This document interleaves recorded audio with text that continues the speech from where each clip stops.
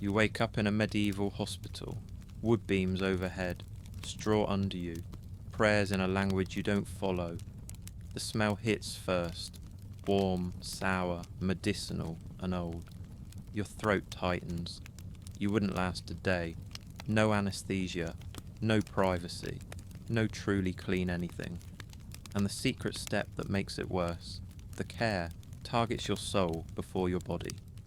Tonight, I'll walk you through admission, beds, food, treatments, surgery, infection, death, charity, and faith. Slow, steady, and calm. You'll see how it worked, why it failed, and what accidentally helped.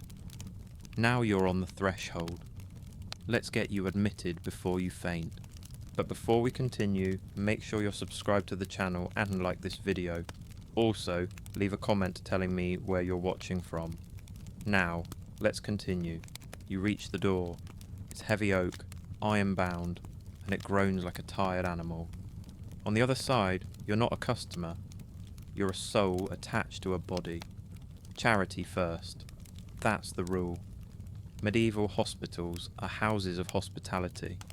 Poor, sick, wounded, and dying get a bed because salvation demands it, not because outcomes look good. A brother meets you. He scans your shoes, your hands, your breath. He asks where you've come from, what you carry, who can vouch for you. Reputation matters. A known pilgrim gets quicker entry than a wandering stranger with a loud cough. Your answers are halting. That's fine. He's not rushing. So, before you get comfortable, confession. Not always formal, but always implied. You state your sins, or your worries, or the thing that's been rotting in your chest. They listen. They sort people by need and threat. Bleeding. Fevered. Raving. Quiet and weak. You're a puzzle piece getting placed to keep the whole from collapsing. Now you're told to strip. Calmly. Sleep-friendly voice. Gentle hands. Firm process. Clothes off. Your shirt is taken to a bin that smells like vinegar and defeat. They'll try to clean it or they won't. Either way, it leaves with your body heat still in it. Your skin prickles. Lice migrate in a panic. Congratulations, you've just joined the house population. Their lice meet yours like old friends. They wash you if there's water and time. A basin appears. The water isn't hot, it's whatever the day allowed. A rough cloth passes over your shoulders, your scalp, the obvious corners where dirt turns into a second skin. The brother doing it has done this 1,000 times, training by imitation. He learns from the older hands, and you learn from his patience. Bed assignment isn't romantic, it's math. Bodies to pallets, pallets to rows, rows to drafts. The sickest near the watchers, the troublesome near the door, the loud coughers pressed toward a corner if they can spare it. The bell rules all. The bell decides dawn, meals, prayers, turning, bleeding, and washing. You're now property of routine. You shuffle to your spot. It's not a room. It's a hall that pretends not to be a church but can't help itself. Rows face a small altar. The idea is simple. Keep eyes on the cross and ears on the bell. Even if your lungs rattle, your gaze has a destination. That calms people. It also keeps them in line. Your bedding is a pallet stuffed with straw. It sighs when you sit. It crackles when you move. If it's a good day, there's a linen sheet. If it's a bad day, there's skin on straw and a blanket that's been a lot of places. You share space, if not the bed, with more bodies than your modern brain can accept. Privacy is a luxury word. Here, it's a rumour. A lay sister brings a basin. She asks questions the way a locksmith tests a stuck key. How long have you been ill? Where does it hurt? What makes it worse? She listens with her face, not a chart. Charts are rare. Memory does the heavy lifting. If she recognises your kind of coughing, she moves faster. If she doesn't, you wait. Authority is simple. Charity rules beat medical theories. Keeping order outranks cleverness. You're given a token, a wooden marker, a knot in a strap, a small sign pinned to bedding that tells the staff which routine you've entered. Fasting, bleeding today, fever watch. The signs are more for them than for you. You just try not to shake. And here's the quiet truth most people miss. You didn't enter a clinic. You entered a schedule. Bells carve your day into obedient slices. Wake, pray, pottage, examine, bleed, rest, pray, pottage again, night prayers, turn the week, mop the spill, repeat. The predictability comforts and traps. Once you accept it, the fear softens at the edges. Once you fight it, everything rubs raw. They examine your bundle of belongings if you have any. A coin goes to safekeeping. A charm gets tolerated if it doesn't pick a fight with doctrine. Knives are taken, rings noted. If you had a pilgrim badge, it buys you a fraction more kindness. Donors like pilgrims. Everyone likes donors. You feel the drafts. They're organised too. Doors create currents that cross the hall like tired rivers. Your palate sits in a stale bend where breath collects. The fresh air lives near the threshold and leaves quickly.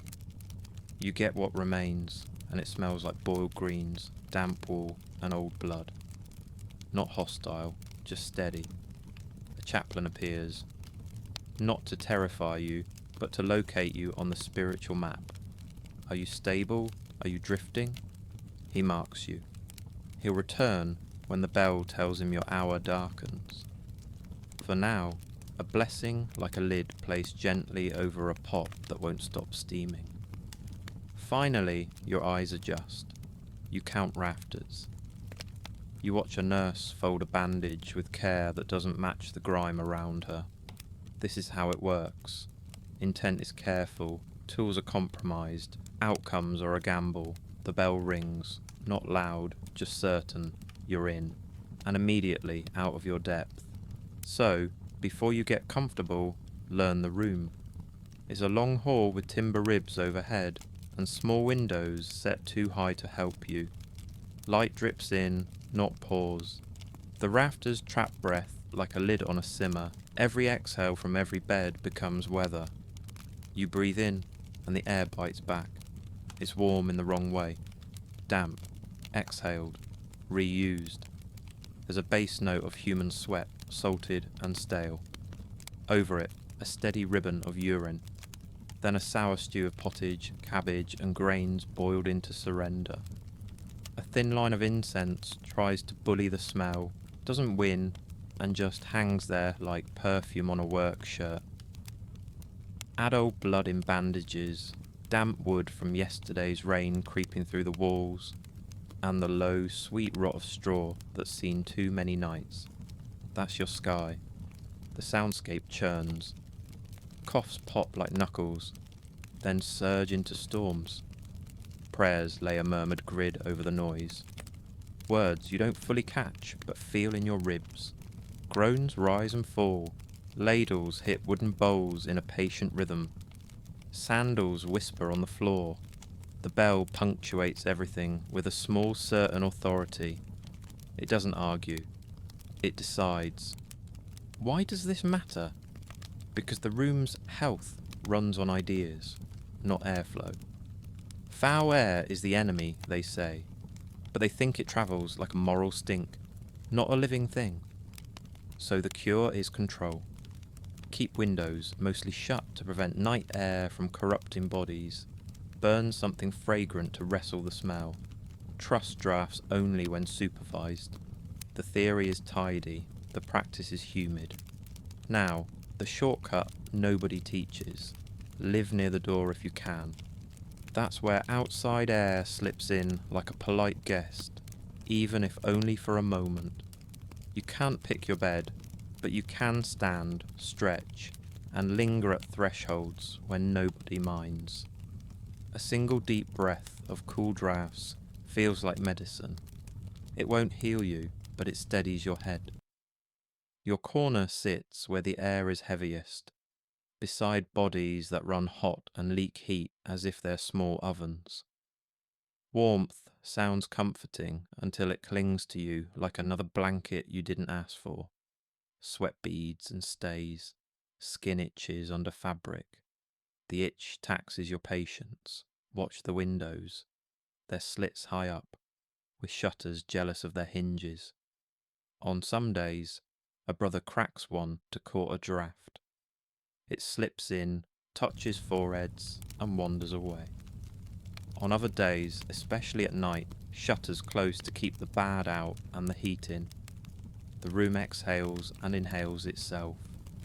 You'll notice incense at the altar. It's a clean smell in a dirty space, a mass that promises order. It settles on hair and cloth. It doesn't clear anything. It just tells a different story to your nose.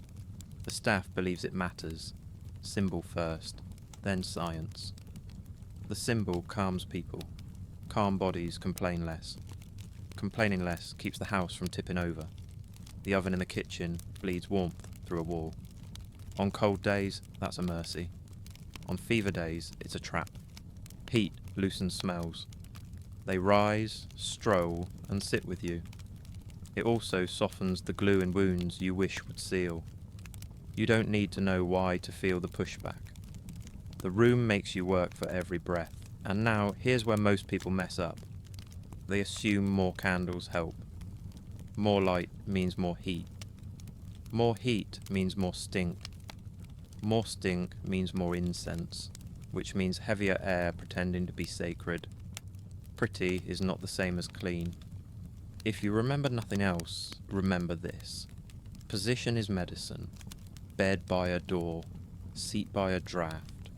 Even standing in a pool of cooler air for 2 minutes at prayer can tilt your day. The staff knows this in their bones, even if they call it something else. You'll see a brother slide a feverish child closer to the threshold without fanfare. You'll see a lay sister crack a shutter for exactly 3 breaths, then close it like a secret. A novice wipes a spill with careful circles. The cloth smells like vinegar, which cuts through some of the room's story. Vinegar isn't magic, but it is a line in the sand. Where it passes, the scent sharpens, then fades. It's a small, honest improvement in a sea of compromise. Listen again. The bell rings.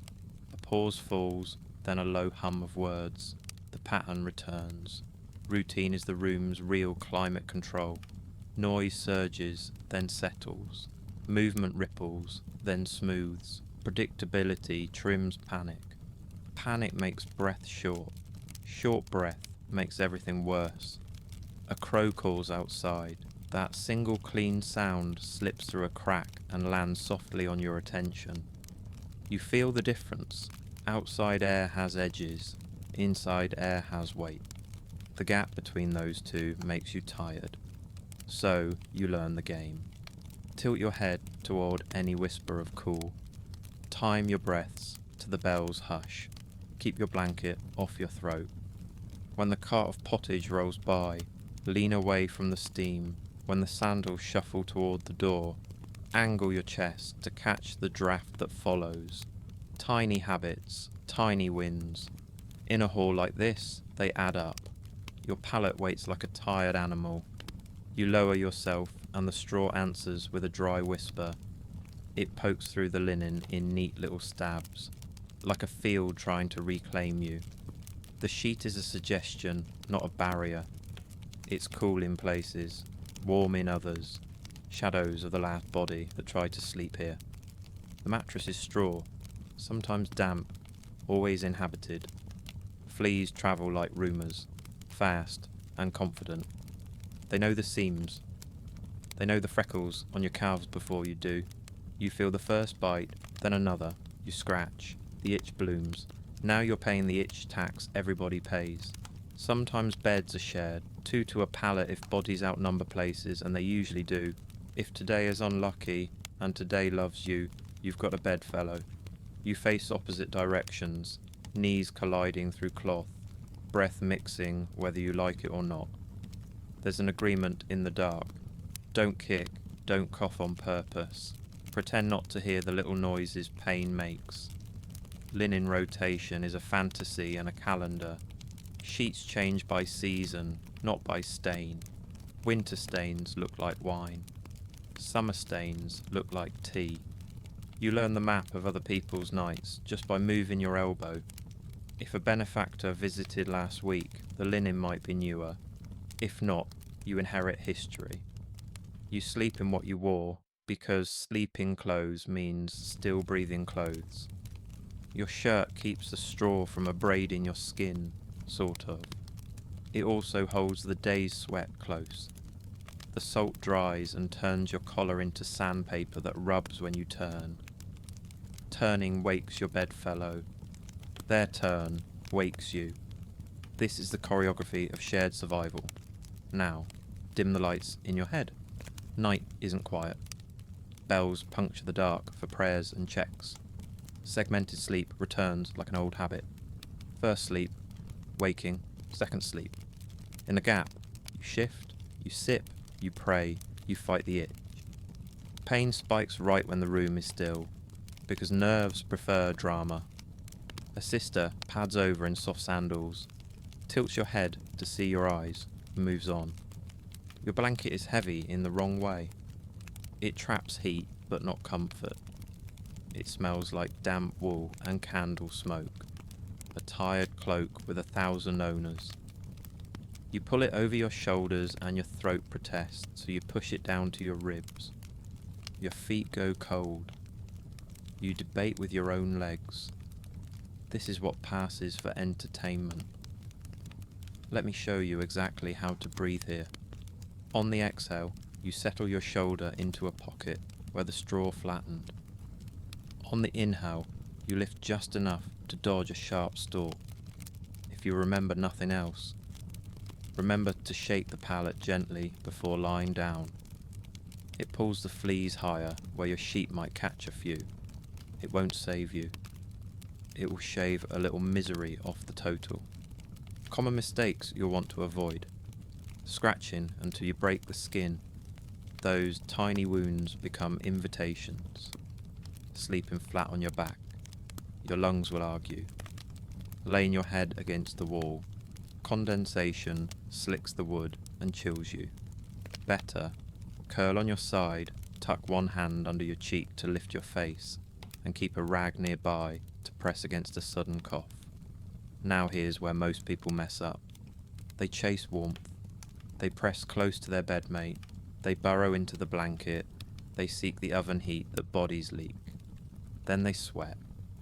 Sweat is glue for straw. Sweat is soup for skin. You wake sticky, bitten, and colder than before. Warmth without airflow is a trap. Aim for not shivering, not cosy. The staff knows the pallet's moods. A novice will kneel and repack straw at your hips with quick, practiced thumps. That's the spot that collapses first. She'll slide a folded cloth under your sacrum to cheat a bedsore. It's not a miracle. It's geometry. Flat bones hate pressure. Pressure loves time. Time is what you have too much of. A micro win. If a basin appears, dip your fingers and dampen the corners of the sheet by your neck. It cools the itch for a minute. Another win. Tie your hair, if you have any, in a tight knot. Lice roam scalp highways. Knots are toll gates. Also, rub a little vinegar along the seam where your shoulder meets your neck. The smell cuts through the wool stink and tells the bugs you're not a good party. So, you've managed to crawl into a position that doesn't stab, itch, or boil. Congrats. Your bedmate shifts and the whole pallet sighs like a bellows. You both freeze. Then the room's hum folds back over you. Coughs, prayers, ladles, sandals. Bell. You drift, not asleep, but away. Sleep comes later, in little territories you occupy for 10 minutes at a time. And here's the quiet mercy. The bed is honest. It never promises more than a place to lie down. It doesn't pretend to heal you. It holds you long enough for the next bell. That's the job. You can work with that. When the nurse comes with a basin and questions, you're already halfway to yes. So, now that you've made peace with the palate, meet the people who keep you alive long enough to complain. Titles sound grand, but touch is simple. Brothers and sisters of the house, a few lay helpers, a steward who keeps the gears turning, and servants who do the heavy lifting. A physician? Rare. He's a guest star, not the lead. You'll see him briefly, like a comet. The nurse is the sky, always there, quietly deciding your weather. Authority here runs on charity first, theory second.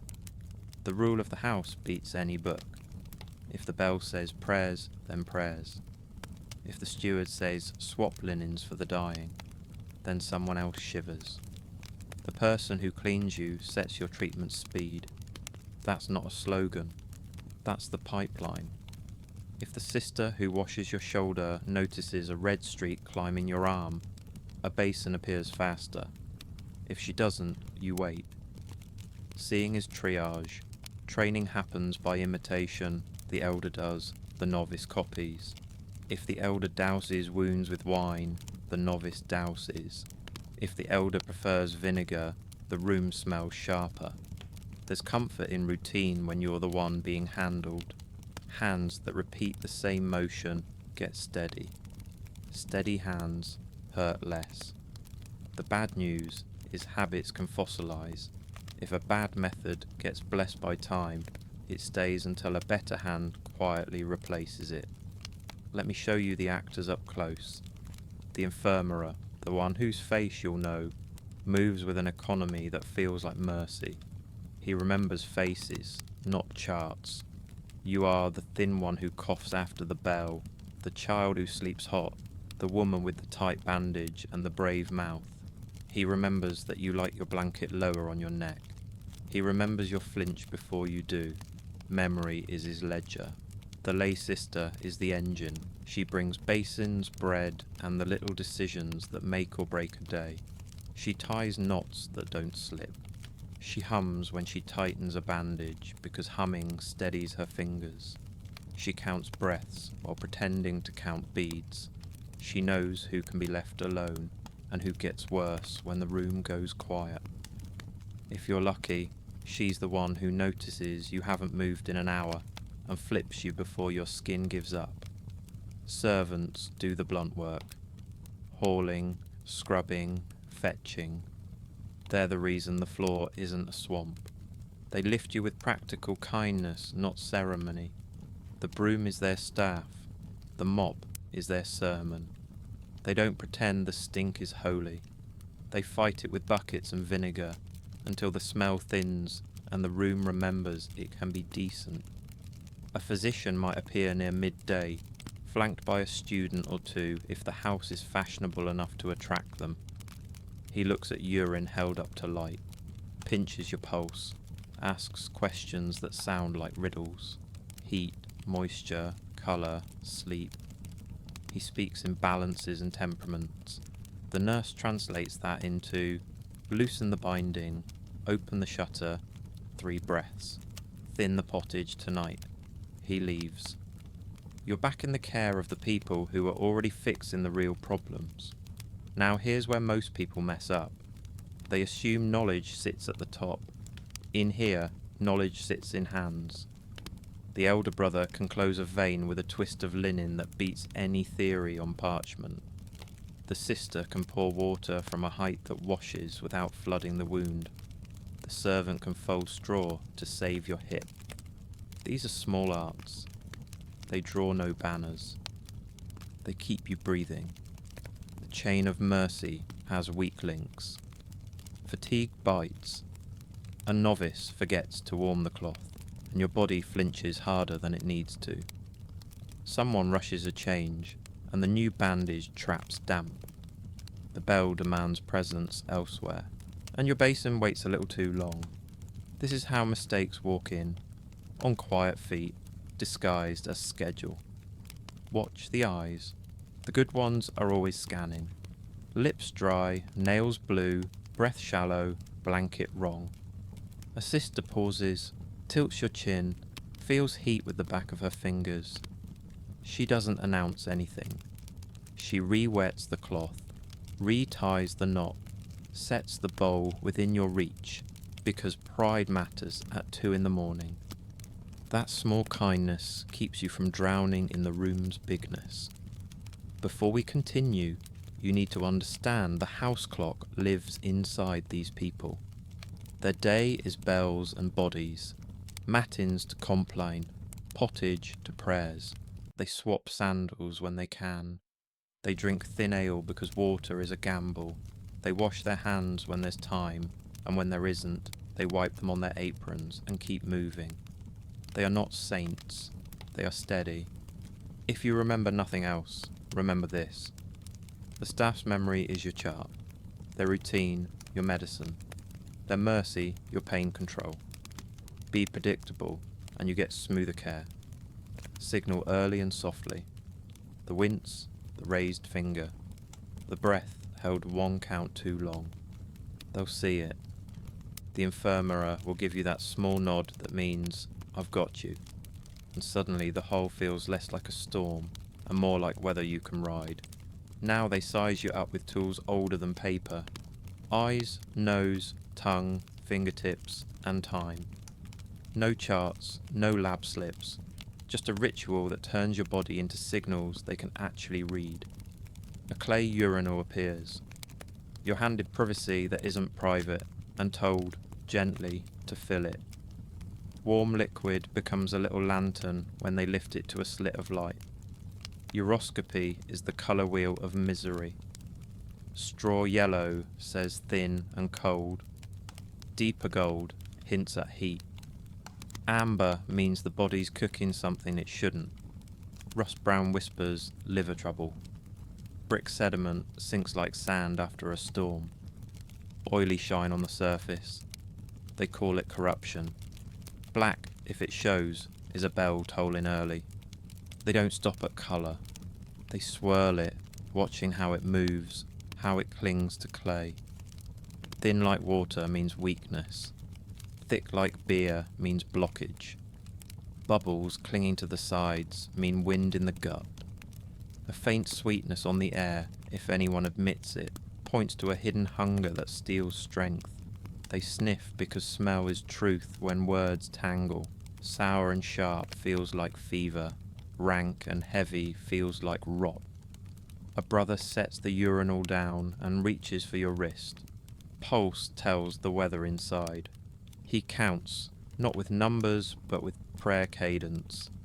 Is it bounding, slippery, thread-like? A fast, light flutter reads as heat. A slow, full push reads as cold. If your skin is dry and tight, you're too warm. If it's damp and cool, they whisper phlegm. Then breath. He leans close and listens. Do you pull air high and fast, or low and stuck? He watches your ribs, your throat, the pause between inhales. A sweet rot in the breath is a red flag. So is the little whistle your chest learned overnight. Before we continue, you need to understand their map. Health, to them, is balance. Hot and cold, moist and dry. The thing most people miss is that this isn't just body math, it's moral too. Are you excessive? Too much heat, too much food, too much anger? Then blood must be calmed. Too much cold, too many tears, too much sloth? Then warmth must be coaxed. Diagnosing is also judging how you've lived. They won't scold you. They'll tilt your treatment toward temperance. The sister asks about your sleep. Not poetry, just pattern. Did you wake hot? Did your mouth crack? Does water comfort or revolt you? Did dreams bite or soothe? She presses your nail and watches colour return. She lifts your eyelid to see if the lining runs pale or angry. She smells the bandage before she lifts it. If a sweet sour note rises, her face doesn't change, but the basin quietly moves closer. Let me show you exactly how they build a decision. Urine, amber with a faint film. Pulse, quick, not strong. Breath, shallow at the top, a cough that won't commit. Skin, warm, lips a little dry. You're a hot, thin picture. That points to relief by cooling and thinning. Watered ale, lighter pottage, maybe a bleed if the head pounds and the eyes press. If your urine were pale and thin, they'd worry less. You'd still suffer, but their hands would move slower. Common mistakes. They trust the vessel more than the vessel's story. A urinal left too long changes its tale. Morning urine reads different than noon. Incense can hide a warning note. Pride can make you say pottage sat fine when it didn't. The good staff compensates. They ask again after prayers. They sniff again after the room airs. They tap the urinal and watch the bubbles reorganize, listening for what your body repeats, not what it says once. A novice tries her hand. She holds the pot too close to the candle. Heat shifts the surface, and the elder clicks his tongue. He moves the urinal back into shadow, gives it a gentle roll, and the film settles into a clear ring, a small ring that favours fever, not rot. This is why imitation matters. Technique changes the verdict. Now here's the shortcut nobody teaches. Give them a clean sample early. First light before the room stirs. It's truer. Also, breathe through your nose while they feel your pulse. The rhythm calms. Calm makes pulses honest. You get measured, not startled. They end with the simplest test. The brother rests his hand on your chest and waits one full breath. He's not blessing you. He's counting the rise and fall. The grit at the end, the tiny catch before a cough. He hears the music your ribs make. If it's ragged, the basin with leeches will visit. If it's tight, hot cloths and thinner soup. If your breath smells like pears gone wrong, they whisper about sugar in the blood, though they won't use that word. So the verdict lands. Your fluids run warm and heavy, your breath is thin and hurried, your head feels tight. Excess needs release. Bring the basin. Tie the arm. The bell will bless the cup, and the room will hold its breath with you while the hot pot of you leaves the body, one measured thread at a time. They decide release is the remedy. Too much heat, too much pressure. Blame the liver, soothe the head. The basin arrives like a quiet moon. Enamel chipped, edges cool. A strap follows, linen squares. A cup marked in fingers, not ounces. The room doesn't tense, it almost relaxes. Bleeding is normal here, like sweeping. The bench is low. You sit, arm bared, palm up. Veins like faded paths under thin skin. The brother ties the tourniquet just above the elbow. Firm, not cruel. He watches the vein, wake, rise, and steady. He hums one line of a psalm to keep the rhythm honest. Speed is the enemy. So is chatter. Calm keeps hands exact. He shows you the lancet, because hiding it makes fear worse. It's small, sharp, folded in a little sheath. He warms it between thumb and forefinger, not for sterility. They don't speak that language, but to remind the metal it's meant for flesh, not wood. He presses 2 fingers along your arm, mapping a line he's walked 1,000 times. You swallow. He nods. That nod is the anaesthetic you get. Let me show you exactly how the cut happens.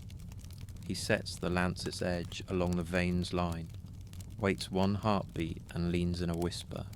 Skin parts. There's a pinch, then a heat that's already leaving you.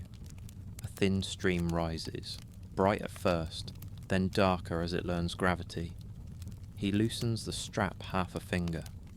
The stream steadies. A thread of yourself drawn a red line into the cup. He watches, not you. He reads the flow. Fast like a spill. He pinches. Slow like a sulk.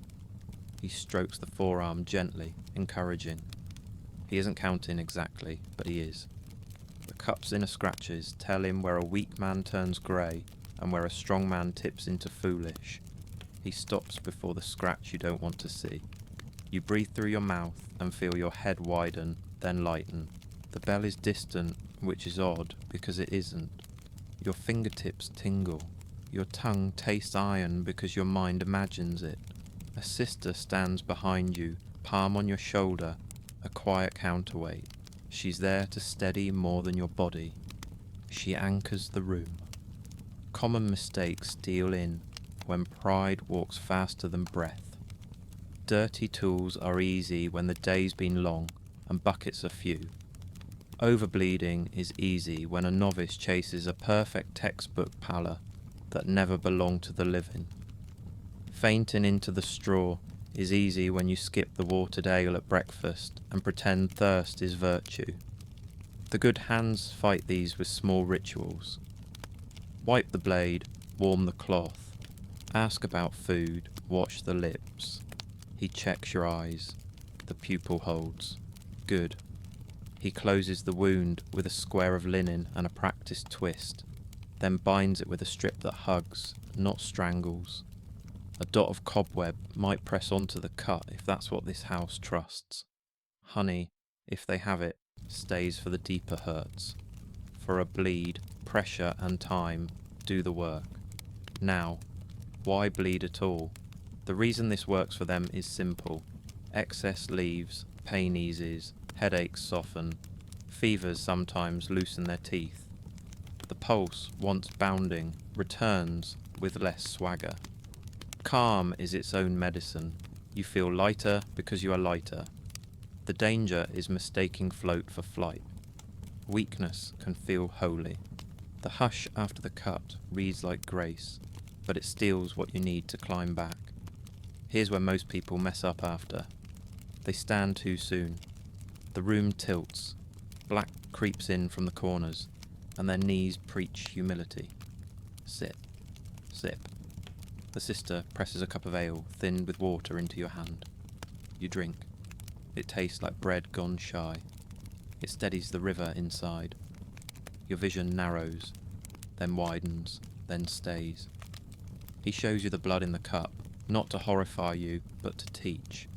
Bright on top, darker beneath, a thin pale ring at the edge if you've been starving yourself without admitting it. He looks for clots that arrive too fast or not at all.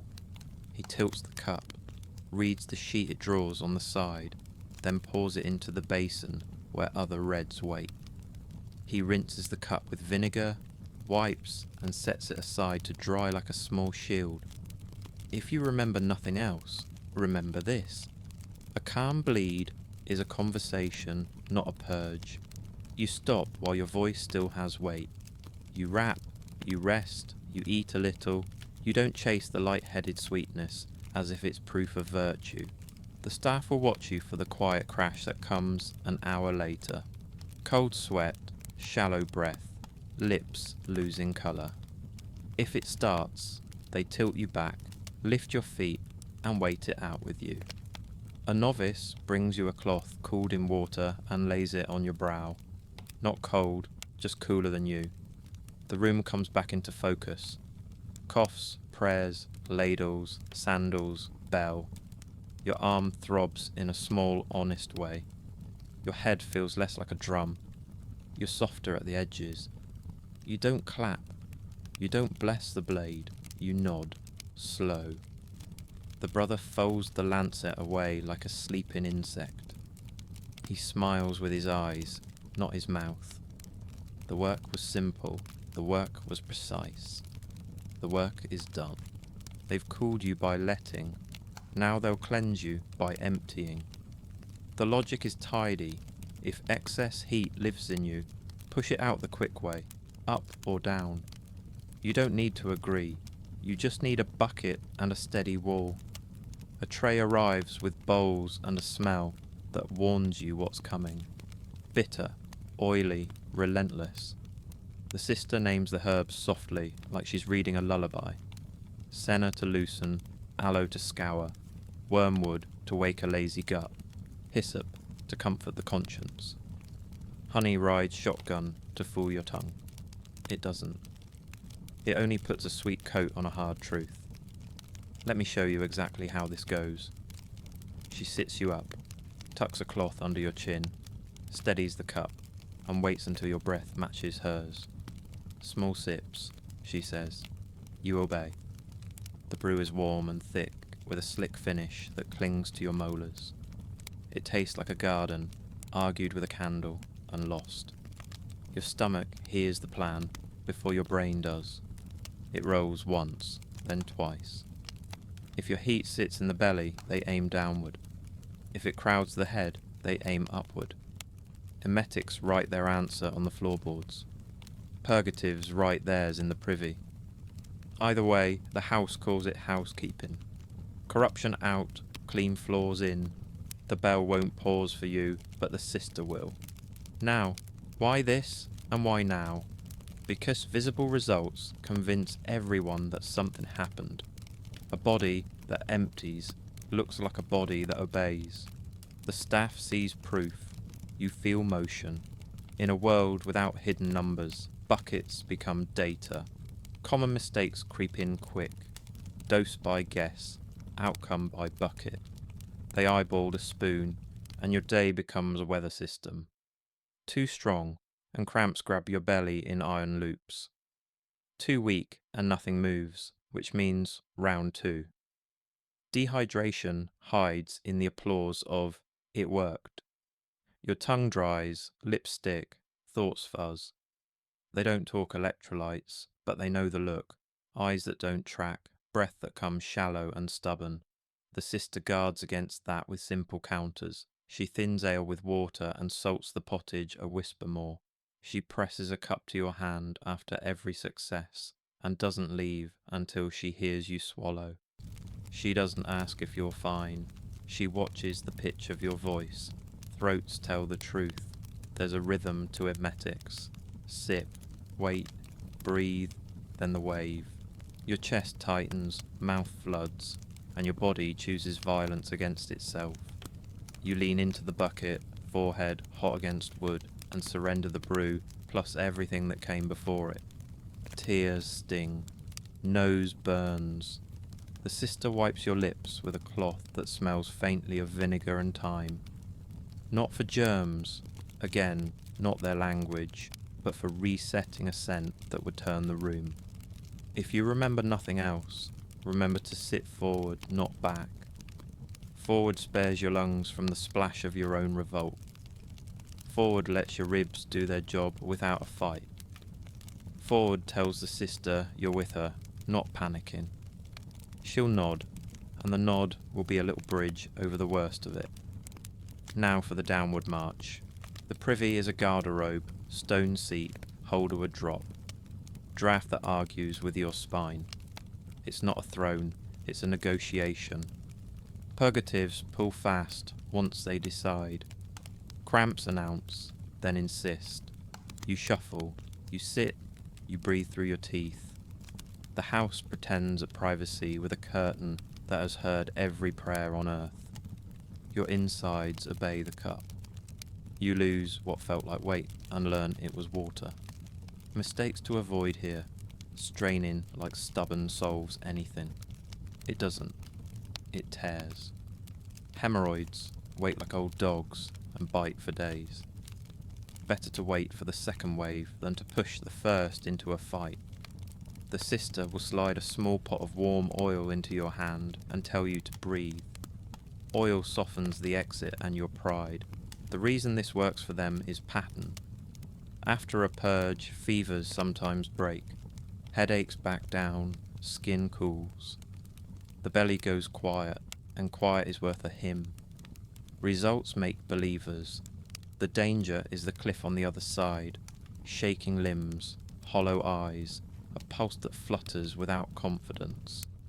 The good ones refill you before you fall. Thin broth, salted bread, sips paste to the bell. Here's where most people mess up after the storm. They chase emptiness with heavy food because relief feels like hunger. Then the stomach, insulted, revolts again. Start with a corner of bread dipped in warm broth. Let it sit like a guest, not a conqueror. If it stays for 15 breaths, invite the next mouthful. A novice learns the hard way. She doses 2 bodies the same because the bowls look the same. One is a mountain of a man who eats like he means it. One is a sparrow who shivers when the door opens. The mountain sweats and thanks her. The sparrow shakes and fades. The elder corrects her with a look, then a lesson. Dose the person, not the bowl. If you remember nothing else, remember this last small win. Rinse your mouth with warm water and a pinch of salt after vomiting. It resets the burn, saves your throat, and tells your body the war is over. Then lie on your left side. The stomach settles better that way. The room hums back into place. Coughs, prayers, ladles, sandals, bell. You're emptied, shaky, and oddly calm. Emptied and shaken, you meet fire next. Emptied and shaken, you meet fire next. The house doesn't whisper about it. Heat is a tool, heat is a sermon. Heat pulls the bad toward the surface, so a blade or a cloth can find it. That's the idea. Your job is simple. Be still. A brazier glows in a corner that pretends to be private. Iron rods rest across its mouth, their tips darkening from red to black, then back to red as the coals breathe. Nearby, a pot of oil tests its patience, barely shivering. Bowls of herbs steep in hot water. Rosemary to rouse, sage to steady, mallow to soften. Wool cloths wait like folded clouds that forgot how to be gentle. They start with fomentations, that's the soft sell. The sister dips a wad of wool into the herb bath, wrings it until it drips once, then lays it across your sore place. It's not searing, it's persuasion. The heat seeps in, coaxing the skin to loosen and invite the deep ache to the surface. She replaces it before it cools, over and over. Heat, lift, dip, wring, press. The rhythm matters more than the recipe. Let me show you exactly why this helps. Blood answers warmth. It moves faster, brings forces you need, and drains what you don't. A tight muscle lets go because it can't argue with steady heat. A sluggish wound wakes up. Pus thins enough to consider leaving. That's victory in this room. Getting things to flow where they've been sulking. Now the line you were hoping we wouldn't cross. Cautery. Burn out rot. Seal vessels. Draw bad humours to the surface. The brother lifts an iron from the brazier, counts 3 heartbeats to let the angry red settle, then shows you the tip. Not a threat. A warning. He nods. He waits. He sets the iron back to keep it honest. No surprise hits. Surprise is panic's best friend. Pain management here is primitive but disciplined. Bite cloth. Grip wood. Stare at one spot on the rafters and count the knots. The sister blocks your shoulder with her hip, one hand at your wrist, the other holding the cool cloth that will follow. The bell is quiet. The room leans in without moving. He tests your skin with the back of his finger. He marks the spot with a wet line of wine, so his eyes won't lie. Then the iron comes. It lands, sings, and leaves. The sound is clean, a hiss that writes a bright note in a dark song. Your world squeezes to the point of contact. Heat blooms, spikes, and drops. The cooled cloth follows, pinning the afterburn back into place. Breath returns, like a friend who stepped out and then remembered you. If you remember nothing else, remember the rule. Press, don't linger. Lingering is cruelty. Pressing is purpose. He repeats, an inch away, mapping a ring around the abscess, so edges close and refuse to gossip with the air. Heat seals vessels that love to leak. Heat scalds tissue that flirted with rot back into something like discipline. Now here's where most people mess up. They think more fire means more cure. It doesn't. It means deeper burns, slow necrosis hiding under bandage, and infection that learns patience. The elder watches colour, not theatrics. Blanching that recovers fast is good. Blanching that sulks is bad. Your face tells the truth too. When your eyes lose focus, he stops, whether or not the iron wants an encore. Sometimes they switch tactics midstream. If the wound answers heat with a glossy, stubborn shine, he trades iron for fomentations again. Wool, herbs, pressure that persuades instead of punishes. Then back to iron for punctuation. Cautery becomes a comma, not a period. Language, not violence. The oil waits for a different job, searing edges clean, or bathe in a shallow cut that can't be stitched without inviting a bigger fight. A thin pour over raw tissue creates a barrier that heat then locks down. It smells like a kitchen you don't trust, but it works as far as they measure work. Less oozing, faster drying, fewer flies. Common mistakes: dirty irons, rush cooling, bandages too tight, cloths left damp against heat-tired skin. The sister fights these with habits. She wipes the iron's shaft with a vinegar rag before it sleeps. Not because she knows what grows on metal, but because experience taught her sour beets stink. She layers linen between wool and wound so the fibres don't stick and tear a second time. She slides a finger under the binding to test space for swelling that hasn't arrived yet. Let me show you a quick win. While the iron waits, they warm your whole limb with wrapped wool. Not hot, just warm. That primes the blood. When the iron lands, the shock is less. After, they lift your arm above your heart on a folded robe. Elevation slows the throb, downs the swell. It's geometry again. Gravity is medicine when you don't have medicine. The reason this works, when it works, is simple. Bodies like clear instructions. Heat says, move, seal, leave. Cold says, wait, settle, stay.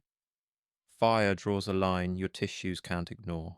In the places where rot was already whispering, cautery shouts it down long enough for the room's other tools. Why? If the fire holds, steel follows, not to terrify you, to finish what heat began. The plan is simple: open what must drain, remove what shouldn't stay, and leave nothing inside that will poison the rest of you. Your job is the same as before.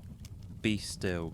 They choose a corner with light that doesn't lie, a stool, a board, a basin that has seen more secrets than any priest. Knives, saws, hooks, probes, cloths warmed by the brazier, bowls of wine and water waiting like twin witnesses. The sister unrolls the kit. Nothing gleams. Everything remembers work. Why cut at all? Abscesses don't negotiate. They burst inward or out. Arrowheads don't dissolve. They sulk and infect. Tumours that crowd a limb or a scalp get declared, meaning made visible so the house can fight what it can see. You don't need a lecture, you need a decision. The elder makes it softly, with a hand on your forearm and a nod toward the board. Restraint is mercy. Two helpers take positions. One pins the shoulder, the other anchors the hips. Not cruel. Firm. They remind you how to breathe. Count the bell, even if the bell isn't ringing. The sister folds a cloth and places it between your teeth, not to muffle you, though it will, to give your jaw a place to spend the panic. Let me show you exactly how an abscess is opened. The elder presses two fingers to find the softest, meanest point. He marks it with wine. He draws the knife through your skin in a single line, not a poke. Pokes hunt. Lines commit. Heat blooms. Then a pressure you didn't know you were carrying rushes out in a hot wave. The room smells like iron and something older. He doesn't flinch. He widens the cut a whisper with the tip, then sets the knife down like a guest who knows when to leave. Now the hooks, tiny, curved, kinder than they look. He lifts the edge of the cut to keep the skin from collapsing.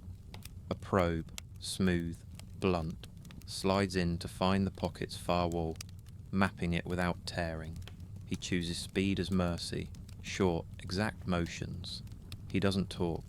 He drains. He lets gravity do what pride can't. If it's a foreign thing, a shard, a barb, the probe finds it by feel, not sight. The hook follows. A breath, a tug, a sting that steals your name for a second. Then the weight leaves. He holds the thing up for the sister to see. Not for your horror, for the record that lives in their hands. Water first, wine second. Washing the wound like a conversation. Loosen, then cleanse. He packs the space with softened cloth so it can't seal too soon and trap the filth again. Cautery may kiss the edge, a punctuation mark that tells blood to behave. Common errors live in the gaps, missed fragments that poison slowly. Dirty instruments that share today's misery with tomorrow's. Shock with no rescue because someone chose spectacle over pace. The good houses fight this with habits. Tools wiped with vinegar between bodies. Wine poured like a small river, not a splash. No flourish cuts, no heroics, just work. Let me show you the coldest lesson. Limbs sometimes demand more than cuts. A crushed finger that blackens and swells may not be invited to stay. They warn you with silence, not speeches. A thin saw appears, straps tighten. You look at the rafters and count knots, because numbers drown screaming. The elder doesn't wait for your permission, because delay is rot's favourite hour. He saws fast and true, not daring the bone to splinter. The sister's hands don't leave you. When it's over, you know, because the world narrows, then widens, then shakes. Pain management without drugs looks like choreography. The sister hums. The helpers squeeze your forearms on the exhale, not the inhale.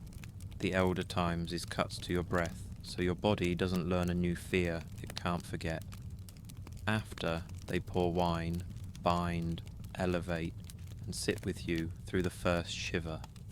If you remember nothing else, remember to keep your jaw moving. Clench, release. It stops your face from locking into terror's mask. Survival math is brutal and honest. You live if the wound drains, if nothing dead stays hidden inside, if your blood doesn't flee to the floor, if your mind doesn't fall off its own edges. Strong bodies fail when arrogance seals a pocket too soon. Thin bodies win when rest and drainage outlast infection. The house knows this without formulas. They watch your eyes, they watch your nails, they watch whether you ask for water or refuse it. Now here's where most people mess up after. They touch the bandage because curiosity is louder than sense. They press the edge, smear the seal, invite air where air isn't welcome. Don't. Leave the work intact. Tell the sister if heat returns, if the smell sharpens, if the throb learns a new note. She'll open, rinse, repack, repeat. Boring saves lives. A quick win before we leave this corner. They sit you up as soon as you can sit. Not to be cruel, to drain. Gravity again. They prop you with folded blankets. Lift the limb above your heart. Slide a basin under the edge where things might weep.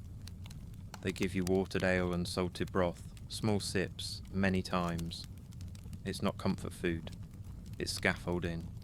The room breathes around you. Coughs, prayers, ladles, sandals. Bell. The elder cleans the knife, dries it, folds it asleep. The sister writes your pain down in the only ledger that matters here, her memory. She will check you when the bell says sleep. She will change the packing when the smell says speak. You're not out of danger. You're simply past the first gate. You've been opened, drained and cauterized. Now the quiet craft begins. Bind the damage so it can close without trapping trouble. The goal sounds simple. Keep edges close, keep filth out. But this room complicates everything. The air is busy, the straw is alive. Your body argues with every knot. They start with a linen. Strips torn from sheets that have seen seasons. Boiled when luck and fuel align. Rinsed in vinegar when they don't. Linen breathes. Wool smothers. Breath is what a wound needs. The sister fingers the edges of your cut, not to probe, but to judge how much they want to meet. If they sulk apart, she'll coax them. If they cling too fast, she'll insist on space. Cleaning comes first. Wine is the favourite, watered just enough to flow. It cuts stink and carries dust away. If wine runs low, warm water steps in, sometimes chased by vinegar to sharpen the rinse. If there's no wine, a last line habit appears that no one brags about. Urine, fresh and warm. It's not glamour, it's available, it washes. The sister doesn't make a face. She focuses on flow. Let me show you exactly how a good dressing lands. She steadies your limb, pours a thin stream of wine along the wound's line, never across. Across forces, grit inside. Along invites it out. She pats, doesn't rub. Then she lays a pad. Linen layered with something that helps. Honey if the house has it and the flies can be bullied. Honey draws water, slows growth, and sticks edges in a friendly way. Egg white if honey's gone. It dries to a light seal. A smear of animal fat if nothing else is left. Mix with herbs that smell hopeful. Comfrey, plantain, yarrow. Hope isn't science, but it keeps hands gentle. She packs lightly if the cut hides a pocket. Packing is persuasion. Don't close yet. Drain first. Too much stuffing and the tissue bruises. Too little and the gap seals, trapping heat and complaint. She listens to your hiss when she presses. Pain is a gauge. She adjusts a finger's width, not a fist's. Binding comes next. Strips wrap with a rhythm. Anchor, breathe, cross, breathe, tie. She leaves the knot where she can find it at night in the half dark. She tucks ends under, not over, so the bandage won't catch on straw or a bedmate's elbow. She always slips one finger under the wrap. Swelling is inevitable. Strangling is optional. Tight enough to hold edges honest. Loose enough to let blood keep talking. Common mistakes multiply when days run long. Too tight and you throb impulses that teach your brain a new curse. Too loose and the pad wanders, smearing medicine into skin while the wound drinks air and dust. Waiting too long between changes turns linen into a crust that rips new skin when lifted. The good hands fight this with timing. Change when the smell changes, not just when the bell says so. Now why does honey help? The reason this works is simple. It's hostile to what wants to grow in you and friendly to what wants to knit. But honey is a diva. Dirty honey invites guests you didn't ask for. Flies adore it. The sister wages war with gauze and vigilance, flicking wings away with a patience that feels like love. Vinegar shows up again as border control. A rag, sour and clean, swipes the skin near, but not on, the wound. It clears sweat and oils so the bandage grips without chafing. It also tells your nose a different story. The room stew fades for a minute. Your shoulders drop a fraction. Calm feeds healing. A quick win. Elevate. It's plain geometry. She wedges folded cloth under your wrist or heel until the limb sits higher than your heart. The throb softens, swelling slows, and the dressing stays drier. Drier means fewer changes, fewer chances to pull at new edges, small angles, big mercy. Let me show you a checkpoint you can use. If you remember nothing else, remember the triad. Colour, heat, smell. If the skin beyond the bandage pinks and then cools, you're fine. If it reddens and burns, speak. If the scent shifts from clean sour to sweet sick, speak now. The sister's face won't change, but her pace will. They sometimes add a poultice over the dressing. Herbs mashed with oil, wrapped in linen, set like a warm lid. It isn't magic, but warmth plus slight pressure keeps drainage honest. Too wet and you macerate, turning edges to mush. She guards against that by airing the wound between changes. A minute. 2. Long enough for skin to remember it isn't a cave. Here's where most people mess up. You touch. You peel a corner to peek. Curiosity is grit's best friend. Or you scratch around the wrap until nails open a secondary war. Don't. Ask. The sister will lift the edge, look, and teach. She'll show you the clean shine of new tissue. Pearl grey, then pink. She'll show you the angry gloss that means pressure, not progress. You'll learn the difference. Education is antiseptic, they don't have a word for. If materials run short, they triage cloth like coin. The dyeing gets softness for comfort, the salvageable get permeability for function. It isn't cruel, it's arithmetic. You'll notice name beds receive fresher linen. Charity has economics, but skill can outrun scarcity. A well-folded old cloth beats a sloppy new one. Finally, the last tie tucks flat. The sister sets your hand where gravity helps, not hinders. She meets your eyes to see if your breath has a length again. It does. The wound is bound, the damage dressed, and you're quieter inside your skin. The room resumes its song. Coughs, prayers, ladles, sandals, bell. The dressing will hold if you don't fight it. The itch will come. You'll want to scratch. Don't. Ask for vinegar. Ask for a cool palm. Ask early. That's how you win here. One careful wrap at a time. If materials run short, they triage cloth like coin. The dyeing gets softness for comfort. The salvageable get permeability for function. It isn't cruel, it's arithmetic. You'll notice name beds receive fresher linen. Charity has economics, but skill can outrun scarcity. A well-folded old cloth beats a sloppy new one. Finally, the last tie tucks flat. The sister sets your hand where gravity helps, not hinders. She meets your eyes to see if your breath has a length again. It does. The wound is bound, the damage dressed, and you're quieter inside your skin. The room resumes its song. Coughs, prayers, ladles, sandals, bell. The dressing will hold if you don't fight it. The itch will come. You'll want to scratch. Don't. Ask for vinegar. Ask for a cool palm.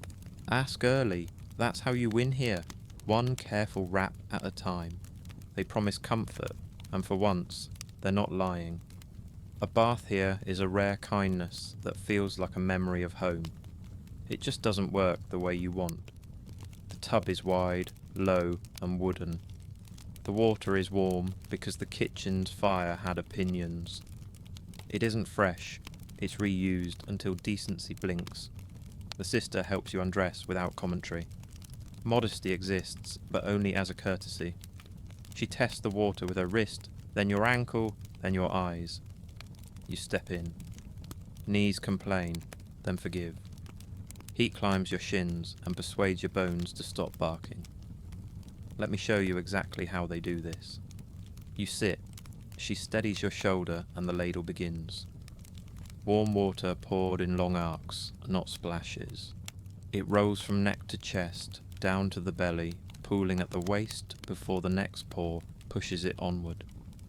She avoids the fresh dressing with the precision of someone who's learned to make heat obey. Cloth follows water. One shared cloth, rinsed, wrung, returned. Herbs sit in the steam like polite guests. Rosemary to wake, lavender to soothe. Thyme to convince the nose that life isn't only sweat and straw. It smells better, which means you feel better, which means you think this is healing. The thing most people miss is simple. Feeling better isn't the same as getting better. Warmth opens the gates. Skin pores soften. Wounds loosen. Doors you want closed swing wide. Now why bathe at all? Because bodies that are handled, washed and warmed stop fighting themselves for a moment. Joints move, ribs expand. Pain stands down for a short truce. Bathing is also ritual, social water, communal quiet, a reset for nerves that never get a break. Calm is medicine. Warmth is a liar if you trust it too far. Common mistakes multiply fast. You soak too long. Heat invites swelling. Swelling invites pressure. Pressure invites seepage under the wrap you are so proud of. Or your dressing drinks bath water like a thirsty field and turns your careful seal into a sponge. The sister guards against that with wax cloth tucked around the wound, a makeshift dam that mostly works until it doesn't. She checks the edge after every pour. If she frowns with her eyes, you're done. The tub is communal. That means other people have been here recently, and their stories float. Skin flakes. Oiled backs. A cough that leaned too close. They don't know germs, but they know outcomes. So the sister pours a rinse of wine into the water toward the end. Not because it purifies the world, but because it sharpens the scent and makes her hands feel cleaner. She finishes with a ladle of slightly cooler water to close what the bath opened. It's a gesture. Sometimes gestures help. If you remember nothing else, remember this. Short, warm, moving. Don't sit like a potato. Let the water pass over you, not hold you. Keep your wound above the tide. Ask for the final cool rinse. And ask for the oil after. Oil seals the skin's chatter and keeps the itch from becoming a riot. Oil rub-downs are the final act. Olive, if they're lucky, nut if they're not. Rendered fat if the kitchen had leftovers. A little goes a long way. The sister warms it in her palms and works from extremities to centre, ankles to calves, wrist to upper arm, always sweeping toward the heart. It's not massage like a luxury. It's circulation with manners. The skin drinks. The mind on knots. The downside, oil traps dust. You'll walk back through a room that wears ash and stale breath. You'll collect it like a slow storm. Here's where most people mess up afterward. They dress too fast. Damp cloth plus oil is a recipe for a chill that sneaks in and camps behind the heart. Better to stand in the draft for exactly 3 breaths, no more, no less, than wrap the cleanest linen the house can spare around the wet places before your shirt returns. The sister times it. She's counting with the bell in her blood. Risks sit here, quiet but patient. Open wounds in shared water. Warmth that invites microbes they don't have a word for. A tub that feels private until the cough at the door says otherwise. The reason this still works for them is visible effect. Colour returns to cheeks. Backs unknot. The ward smells better for 10 minutes. 10 minutes of peace is worth fuel. A quick win. Ask for vinegar water on a cloth to wipe the skin around the dressing after the bath. It dries faster, cuts oil where you don't want it, and gives the wrap a fair chance. Another. Drink before and after. Warmth plus water takes more out of you than you think. Sips of ale, salted broth. Not much. Just enough that standing doesn't tilt the floor. The sister helps you out. Feet squeak on damp boards.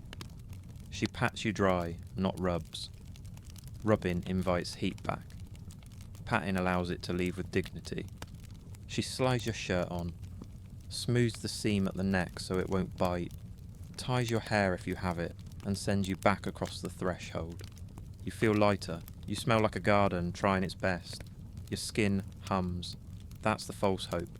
It feels like progress. It might be. It also might be a softer path to the same cliff. The bell rings. The room accepts you again. Coughs, prayers, ladles, sandals, bell. You settle, warm, cleanish, better in the head, worse in the wound if you're careless. The bath is a story the house tells your nerves. You're safe for a minute. Believe the minute. Don't believe the cure. You're hungry, not dramatic hungry, hollow hungry, the kind that makes your hands feel light and your knees argumentative. The kitchen answers with charity, not cuisine. The rule is simple. Warm the belly, don't anger the gut, stretch the pot to meet the people. Pottage is the main event. It's a hot swamp of grains and greens boiled into surrender. barley if you're blessed, oats if you're typical, peas when the garden remembers you, cabbage plays lead. Leeks try harmony. On feast days, a ghost of meat drifts through, bits of bone, a fat marble, flavours that tease more than feed. Bread is your utensil, a thick heel that turns into a spoon, then a sponge, then gone. Let me show you exactly how a bowl arrives. A servant trundles a cart that squeaks like a penitent. Ladle taps the rim in a rhythm the room recognises. The sister takes your bowl, angles it to avoid your dressing, and fills it just shy of generous. The surface shivers and settles. A shine floats on top. Rancid fat if the barrel's been sulking. Honest oil if a donor smiled last week. You lean away from the steam because your nose remembers the bath lied. Why pottage? Because it's easy to digest when your insides are already fighting bigger wars. Grains thicken into kindness. Greens melt into vitamins nobody can name, but everybody misses when they're gone. Warm food calms. Calm bodies heal better than angry ones. The downside: thin rations mean maintenance, not repair. Enough to exist, not enough to rebuild. The calendar cooks with you, fast days, thin the broth until it's flavour practicing for later. Feast days, thicken it until your spoon stands for a moment and remembers pride. If a benefactor visits, you'll notice extra ladles drifting toward named beds. That isn't gossip, it's structure. Charity has lanes. Common mistakes live in the bowl. Spoiled broth sulks in the aftertaste, sour with a metallic whisper. Worms and flour crunch like sand, and your teeth file a complaint your stomach can't process. Stale ale turns sharp at the edges and argues with pottage that's already on shore. The good houses fight this with vinegar and heat, a splash to cut rancid fat swagger, a longer boil to frighten whatever crawls. It helps. It doesn't erase. If you remember nothing else, remember this. Eat slow. Pottage is patient, but your gut holds grudges. Sip the broth first. Let it tell your insides the raid is over. Then flatten a piece of bread. Dip. Press it against the side so it cools. And take in small victories. Don't chase the warmth. Let it arrive. You want your stomach to nod, not revolt. Salt appears when the house can afford it. It's medicine disguised as taste. A pinch wakes your mouth, keeps cramp at bay, and convinces water to stay where it belongs. The sister sprinkles with a frugal hand, like blessing a child who won't sit still. If there's no salt, she'll thin the ale less and call it balance. She's not wrong. Now here's where most people mess up. They hoard. They tuck the bread under the blanket for later, because scarcity trains squirrels into saints. Later becomes stale. Stale becomes hard. Hard becomes a stone that scrapes your mouth and invites a sore you can't afford. Better to eat what's warm and accept the next bell will bring something, even if it's another argument in a bowl. The ladle returns for seconds if you're lucky, thirds if a donor's watching, none if plague walks the city and bodies multiply. The steward counts with eyes like scales. He doesn't hate you, he hates arithmetic. Grain vanishes, pots blacken, fire eats wood like it has no future. You learn to read his frown. Deep frown means thin days. A quick win. Ask for your bowl earlier in the round if you've been bled or bathed. Warmth matters more when you're light. The sister knows and will angle the cart towards you with a small flick that says she's keeping a quiet promise. Another win. Crumble your bread into the bowl and let it soak, then eat from the rim inward. It cools evenly, avoids the tongue scorch, and keeps you from gulping like a refugee. Result? You get enough to keep the room from blending. Your thoughts line up again, your hands stop shaking. Then your belly announces a new choir member. Diarrhea. Not always. Often. Watered ale plus oily broth plus nerves equals a race to the garderobe you didn't train for. The sister isn't surprised she has a rag and a nod ready. Over days, the gut settles, if the kitchen stops arguing with itself. On rare afternoons, the cart brings a second act. Soft cheese with the personality of a mild complaint. Apples stewed into submission. A slice of something that once had feathers. You don't cheer, you stare, you take small bites.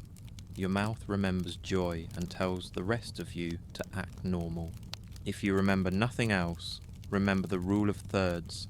A third now, a third after the bell, a third if the night wakes you mean. It smooths the spikes. It gives your nurse a predictable patient. Predictable patients get extra glances, and extra glances catch trouble before it sings. The bowl empties. The spoon, your bread, disappears. Your belly warms. Your wound reminds you it exists. The room continues its chant. Coughs, prayers, ladles, sandals, bell. You weren't nourished, you were sustained. In here, that counts as a feast. Night pretends to be quiet. It isn't. It's organised interruption. The bell slices the dark, and everyone obeys.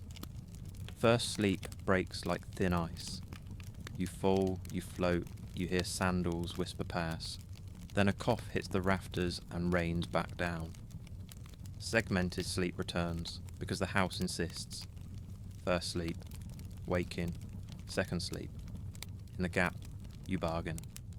You shift your hip off the straw bruise you earned at Vespers. You sip from the cup the sister left, warm and flat, the safe taste of watered ale. You pray because the bell told you to, and because the breath between the words tricks your pulse into slowing. What wakes you isn't one thing, it's a choir. Cough storms roll from the far pallets in waves. A pot scrapes stone at the hearth and screams a little. Someone's fever monologue rises and falls. Confession, complaint, bargaining with a god who clocks out late but shows up early. The ladles tap on wood. The slippered shuffle of a servant with a chamber pot held at arm's length like a grudge. The nurses move like water finding the low points. Soft sandals. Hard buckets. Timing that ignores your wishes. They lean over faces to catch the shined fever in eyes. They turn bodies on the bell, not the whim, because bedsores love delay. If you're still too long, they tilt you, slide a folded cloth under your sacrum, and your skin thanks them without words. Here's where most people mess up. They chase unconsciousness like it's a prize. They force sleep, grip the blanket, clench the jaw, and the body fights back with pins and needles, stabbing heat, lungs that forget the rhythm. Better to aim for drift. 10-minute territories. You occupy them, you leave, you return. Sleep is a border, not a country. Common mistakes come fast in the dark. You sleep flat on your back, and your lungs protest with a wet rattle. You spill the chamber pot because your hand thinks it can carry more shame than it can. You ignore the itch on your shoulder until you scratch a crescent that invites infection. Or you sleep through your dose because you convinced yourself a bell was a dream. Let me show you exactly how to win tiny. Curl on your side, knees lazy, one hand tucked under your cheek to lift your face. Wedge a rag under your wrist to stop the throb from arguing with your heart. Keep the cup where your fingers land in the dark without searching. When the bell rings for prayers, say them, not because piety heals, but because the cadence gives your breath a rails to run on. A novice moves down the row with a lamp hooded to a small moon. She listens before she looks. Breath tells her where to stop. She reaches your palate, pauses, and slides her hands under your shoulder and hip. On the count of 3, she flips you in a smooth arc that feels like falling into a warmer version of the same straw. Bedsore averted. You bless her in your head and never forget her face. Now, the chamber pot. It's heavy with other people's choices. Don't wait until urgency becomes panic. Tap the bed frame twice. That's the code here. A servant appears, swaps full for empty, and leaves with a nod that says you're still in the world. If you remember nothing else, remember to set the pot's handle away from your calves. Feet kick in dreams, handles bruise in reality. Pain swells at night because nerves love theatre. Joints stiffen, bandages itch under oil. The cut you pretended not to feel this afternoon clears its throat. The staff's answer is simple: distraction and position. A brother hums psalms under his breath while tightening your wrap by half a turn. The hum hides the pull. He slides a rolled cloth under your knee to ease the stretch on the wound. Geometry again. Relief arrives without trumpets. The bad news is the room teaches you other people's endings. Someone 2 pallets down is moved to an end bed after midnight. Candles follow, oil sharp scent, voices lowered to a thread. You stare at the rafters and count knots, because that's what keeps your heartbeat from rehearsing the same scene.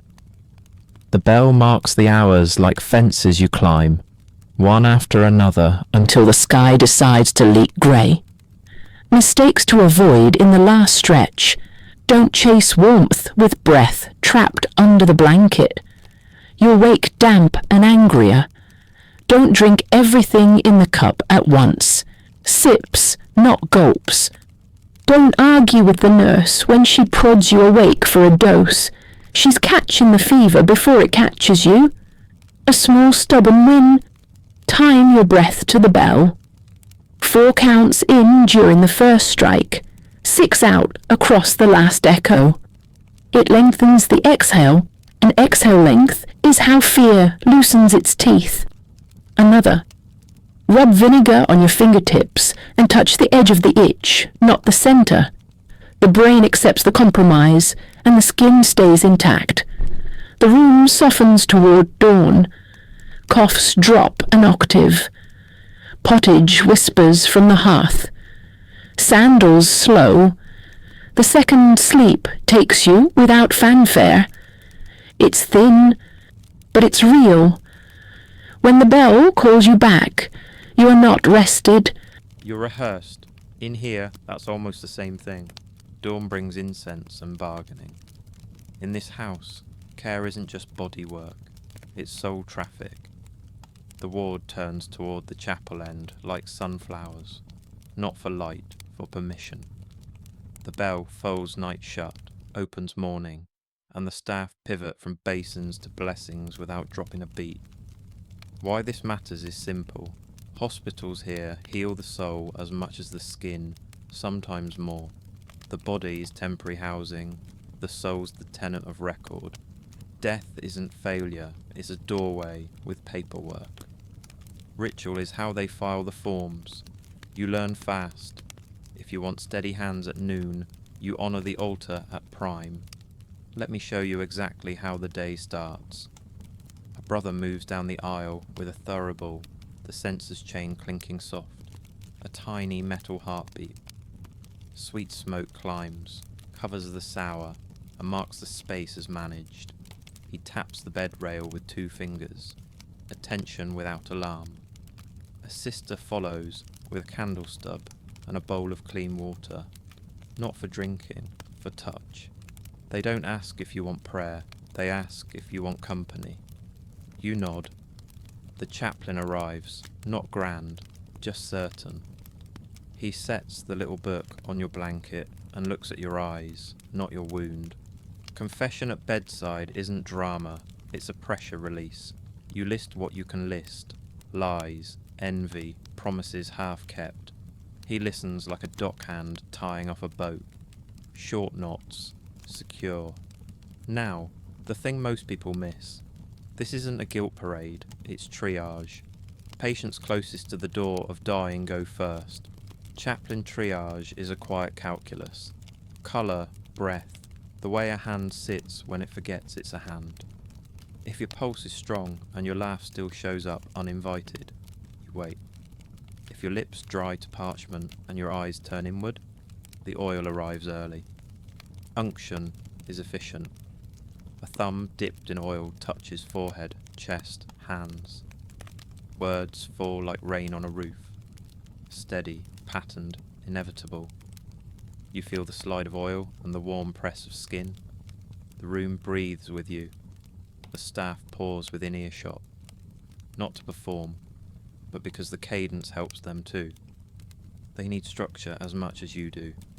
Benefits? Calm, structure, acceptance. Your breathing lengthens because the words give it rails. Your mind stops scratching at the locked door and sits down on the step. The body still groans. Pain doesn't negotiate with Latin, but your shoulders drop a finger width, and that's sometimes enough to accept a bandage without flinching. Relics move through like small comets. A box, a bone sliver, a cloth kissed 100 times. The chaplain tips it toward your cheek. You touch it, not because you expect fireworks, but because touching is proof you're still here. The staff pay attention to who reaches, who recoils, who weeps. That changes pace later. A man who calmed at the relic will be easier to turn. A woman who stiffened needs more warning before the iron or the bath. Here's where most people mess up. Refuse the rites loudly and the house cools a degree, not out of spite, out of sequence. The bells order the day. You just declared you're out of step. Care slows because routines jam. If you're not of this faith, nod anyway. Quiet assent keeps the gears aligned. You're not lying. You're surviving. Micro-story. A fever-bright mason, stubborn as wet clay, won't speak to the chaplain. He spits the first time. That night, he spirals. The sister kneels, doesn't argue theology, just hums the litany melody while she swaps his soaked shift. He stops thrashing because the tune matches the bell, and his body remembers the pattern from childhood. He asks for water. He asks for the chaplain. Not conversion, coordination. After, his wound looks the same, but the room can help him again. Now, altar logic. The ward is a nave without pretense. Beds face the chapel. Sightlines let the staff scan souls and fevers in one pass. Light from the high windows falls in patient stripes. Candles mass near the altar and near the end beds. That's intentional. The dying get light and watchers. The living get shadows enough to sleep. Litanies fill the middle hours like a low river. Names of saints, chants, responses. You don't have to know the words. You can ride the rhythm. The sister time's dressing changes to the Kyrie, not from superstition, from muscle memory. 3 presses, 3 lifts, 3 breaths. It keeps her hand steady. It keeps your panic in a corral. Moral framing hides in prescriptions. Too much heat in you. They whisper pride. Too much cold. They whisper despair. The remedy includes herbs and posture. Eat less, speak less, or warm yourself with work when you can stand. It's not cruel, it's their map. Virtue is a dosage, excess is a diagnosis. Quick win, learn the responses, even one. Amen is enough. Say it on the exhale. It feels like signing a receipt. The staff read it as cooperation. Cooperative patients get more glances, faster basins, an extra slice of bread if the steward looks away. The chaplain circles back at dusk. He stands at the threshold of your breath and listens. If death is near, the room narrows. Candles cluster, oil opens, and words turn specific, practiced, kind. If you're staying, he blesses the night with a hand that shakes a little because he's tired too. He isn't a visitor. He's part of the machine that keeps fear from spilling. Day folds.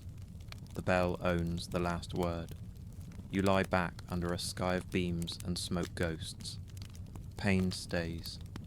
Hope changes shape. In here, salvation is care's twin, and ritual is how both keep you from falling through the cracks. So, before you get comfortable, look at the room like a machine. It isn't random. It's a nave with beds, a long hall, an altar at one end, doors at the other, and everything else exists to move bodies, prayers, and air in predictable lanes. Predictable means survivable. Beds line the walls, head to head, feet towards the aisle. Why? Sight lines. A sister can stand at the centre and see breath rise in 20 chests without taking a step. She scans pupils, the way sheets tug, the sudden tilt of a shoulder, a single cough pulls her eyes left, a spill of red draws her straight ahead. She doesn't wander, she sweeps. Light enters high, clear story slits, narrow and stubborn. It falls in ladders that shift across the day. Those beams mark time when bells blur.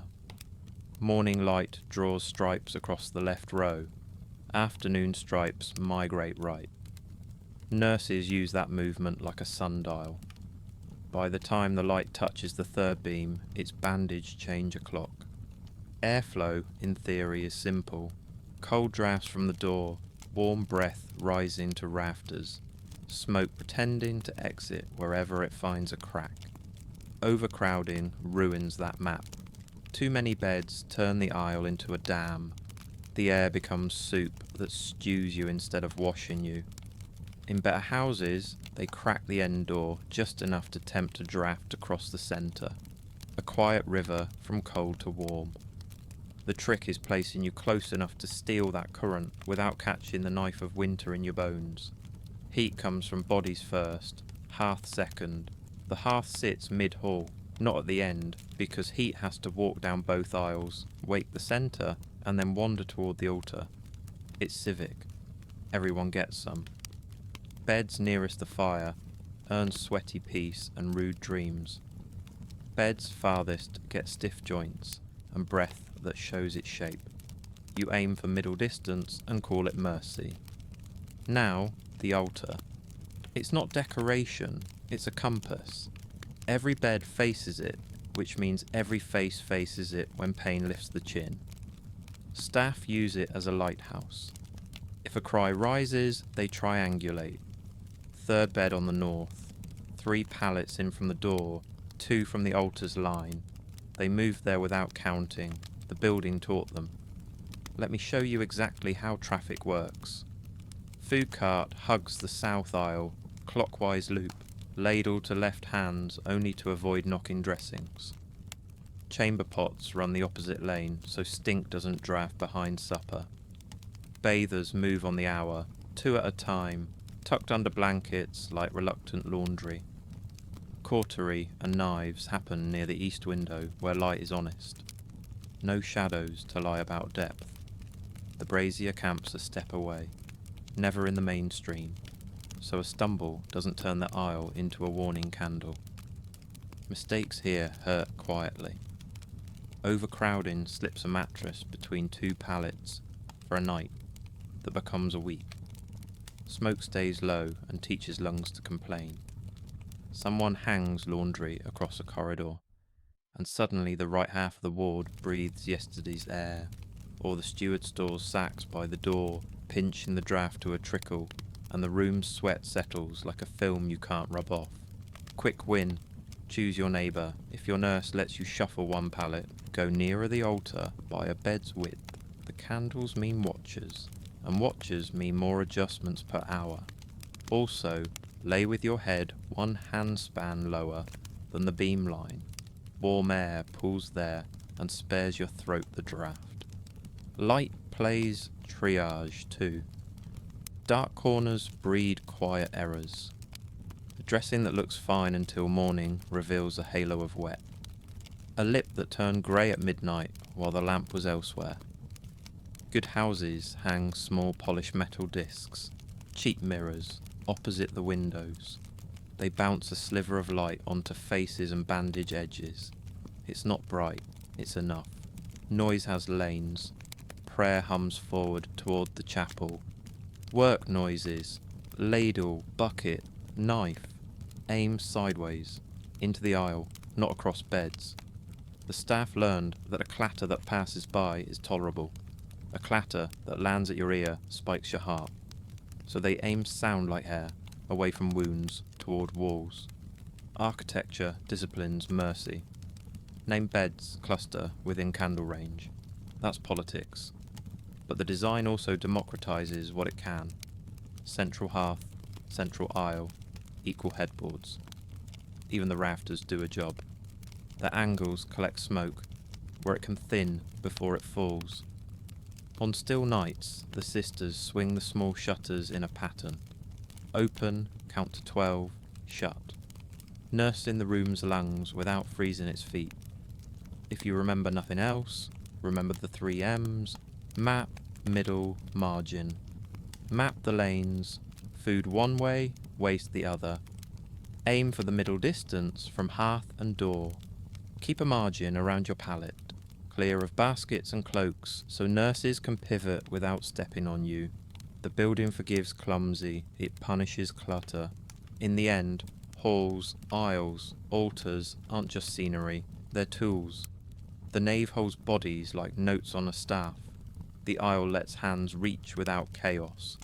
The altar keeps the room pointed at something that isn't fear. In a place without antibiotics, architecture is medicine spelled in wooden stone. Now that you know the room's logic, let's leave it and compare 2 worlds that treated misery with different maps. Same human bodies, different buildings, habits, and hopes. You'll still hurt. You'll just hurt with a different paperwork. Start in the Islamic Bimaristan. The word itself promises a place for the sick, not just the poor. You enter through a courtyard with water speaking in the middle, a fountain that cools the air and quiets the nerves. Wards branch by illness, not by vague fate. Fevers together, eye diseases together, wounds together. That sorting matters. Your neighbour coughs like you cough. Your dressing changes on a rhythm your row understands. Staff here look like a team on purpose. Physicians make rounds on a schedule, students trail behind like quiet shadows, and the apothecary's room smells like discipline. Jars labelled, scales honest, recipes remembered. There's a pharmacy, not a cupboard. Remedies are measured, not guessed. You still drink bitter things and bleed when they decide. But the dose follows a rule that lives on paper, not only in a senior's wrist. Water repeats as a therapy and a lesson. Basins for washing hands before, not just after. Fountains cool wards and flush privies faster. You don't get sterility, you get flow. Flow moves filth away from beds. The air moves too, by design. High windows, interior gardens, cross breezes that make sweat feel less like surrender. Charity exists here as endowment, but it buys process as much as it buys bread. Rules post on walls. Visiting hours are a concept. Attendants enforce quiet with gentleness and a broom handle. Music sometimes plays softly, a reed pipe, a low drum, to smooth the room's pulse. Calm is medicine here, same as in the West, but it's engineered, not only prayed for. Now cross over to a crowded Western house like the Hotel Dieu. You already know the hall. Nave, altar, beds in files. Cases mix. A cut-leg neighbours, a lung that wheezes like bellows, which means you borrow problems you didn't bring. Charity leads, not medicine. The record is a memory, not a ledger. The good news is devotion. The bad news is devotion solves hunger faster than infection. This is where the contrast bites. In the Bimaristan, the pharmacy weighs out a powder the same way tomorrow. In the Hotel Dieu, the kitchen thickens pottage if a donor's watching, and thins it if the cart must reach a famine of mouths. Both places believe in order. One writes it down, the other rings it on a bell. Wards by disease in the east mean fewer mixed fevers, quieter nights. Nurses can specialise, eyes for eyes, wounds for wounds. In the West, sisters master everything because they must. Their hands are encyclopedias written in scars. A blessing when you need a bandage at midnight. A curse when plague strolls in and makes category a joke. Water again. In the Bimaristan, rinses happen by habit before procedures. In the West, wine rinses a knife, because wine is near and habit is stubborn. Baths exist in both, but the eastern courtyards breathe, while western rafters trap smoke like a jealous god. Cool shade versus warm stew. You can feel the difference on your tongue. Don't romanticize either. Neither world owns germ theory. Neither has true anesthesia beyond opium, alcohol, and prayer. Both read urine like weather. Both bleed you when your pulse brags. Both pack wounds with linen and hope. The difference is context. Urban wealth in either place softens edges. Rural houses in both run on grit and the kindness of exhausted hands. Here's the advantage loop nobody advertises. In the Bimaristan, separation by disease plus water plus pharmacy means infection chains break more often. Not always, more often. In a Western house at its best, well-funded, well-run, with a strict infirmary, you get survival through routine. Bells, beds turned, bandages checked on the Kyrie, broth salted by memory. Different toolkits. Same goal. Keep you from sliding. Let me show you the traveller's test. You walk in and ask 2 questions. Where do the fevers sleep? If the nurse points to a ward, smile with your eyes. If she points around the room, brace. Second, where is the pharmacy? If it's a room with scales, hope grows. If it's a shelf behind the hearth, hope shrinks but doesn't vanish. Hands might still save you. Pain, managed everywhere with what's on hand. The East leans on measured doses more often. The West leans on ritual cadence, restraint choreography, and a sister's hum. You'll still bite cloth. You'll still breathe through a knife's line. The difference is whether the follow-up dressing smells like honey measured by weight or honey guessed by spoon. If you remember nothing else, remember this contrast simply. Bimaristan, wards by ailment, water and pharmacy doing quiet work. Learning baked into the walls. Hôtel Dieu. Charity hall. Altar-led order, mixed cases, skill condensed in a few relentless nurses. Both can keep you alive, both can fail you. Context decides which misery you inherit. You return to your palette with that knowledge and realize it changes how you see the same ceiling. You're still under wood, smoke, and bell. You're still a body on a list that lives in someone's head, but now you can read the room's choices. And reading a room is the first medicine you actually control. You wake to a new note in the room's song, not louder, sharper, sweet sick, like rotting fruit whispered into warm cloth. Infection announces itself to the nose before the brain admits it. The sister leans over you, doesn't comment, and lifts the edge of your dressing with 2 careful fingers. Her eyes read colour, not courage. Why this matters is simple. In here, pus can be laudable, thick, creamy, slow, a sign of the body clearing house. Or it can be lethal, thin and grey or green, with a sweetness that lies. They don't have words for bacteria. They have eyes, hands, and the smell that refuses to be polite. Your skin tells the rest. Redness marching beyond the bandage edge. Heat that lingers after the room cools. A swell that feels tight, not just full. Let me show you exactly how they check. She warms her fingertips, presses a ring around the wound, not on it, watching how the colour returns. Fast blush is fine. Lazy flush means trouble. She asks you to open and close your hand. The pull stabs, and a red line, thin, cruel, traces toward your elbow like gossip heading for the heart. That line gets her attention fast.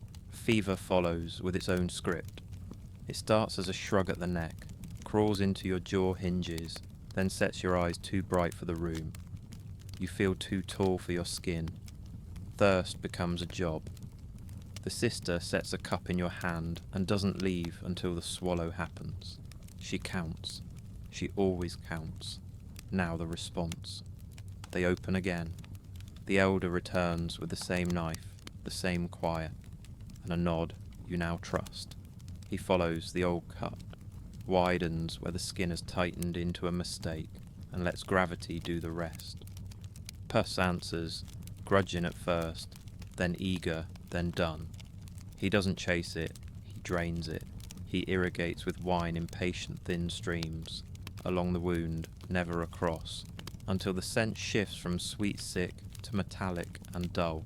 They pack with more patience than supplies. Linen teased thin, soaked in wine, sometimes brushed with honey if flies can be bullied back. Packing is spaced, not jammed. Too tight seals a secret. Too loose lets air move like a thief. He leaves a tail of cloth for the sister to grasp at midnight without guessing. She marks the bandage edge with a charcoal dot, a tiny north star, to see if swelling has crept or receded by lords. Common mistakes ruin good work fast, sealing infection in because the edges look pretty. Tying too tight so blood arrives angry and leaves slower. Ignoring chills because the air is cold anyway. The house fights these with routines. Dressings changed when the smell changes, not when the clock flatters itself. Hands warmed before touching. A finger space under every wrap. A basin under the bed to catch what drains rather than letting it soak the straw and sit there plotting. If you remember nothing else, remember the triad check you own. Colour, heat, streaks. Redness that spreads beyond yesterday's pencil line. Speak. Heat that pulses past the room's warmth. Speak. A thin red road running toward your core. Speak now. The sister will not scold you for fear. Fear is useful if it's timely. Vinegar earns its keep again as a weak shield. A rinse around the site resets the skin, discourages the film that sweat builds, and gives the bandage a cleaner border. It's not sterility, it's tidiness that matters. The elder may mix a stronger poultice, yarrow, plantain, a pinch of salt, mashed into a paste and warmed to persuasion. He lays it near, not on, the opening to coax fluid outward without sealing the mouth. Here's where most people mess up. They press the wound to help it drain, forcing deeper pockets to hide. Or they peel the packing early because seeing inside feels like control.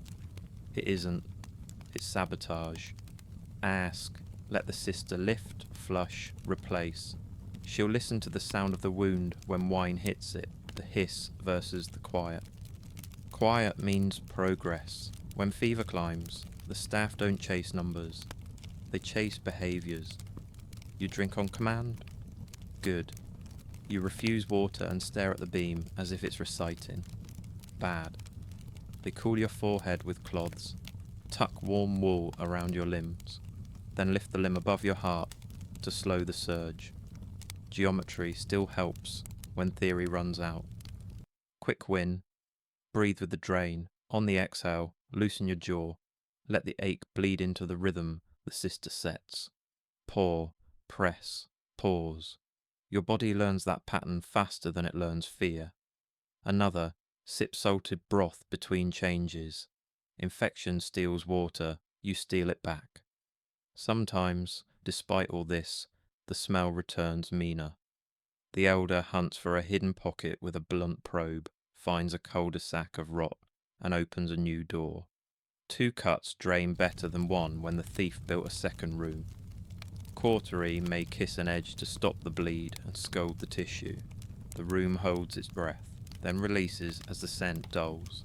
The truth is simple and uncomfortable. Infection is the ward's invisible tyrant, and everyone knows its voice. They can't name it. They can track it, drain it, starve it of closed spaces and stale cloth. You learn to help by not pretending. Speak at the first sweet stink. Endure the second opening. Drink when you'd rather sleep. In here, That's how you live to hear the next bell. You smell it before the bell admits it. Not sweet sick from one wound, thicker, sour metal and panic. The ward tightens like a throat. Plague walks in without knocking, or pox blooms on a face that was fine at sext.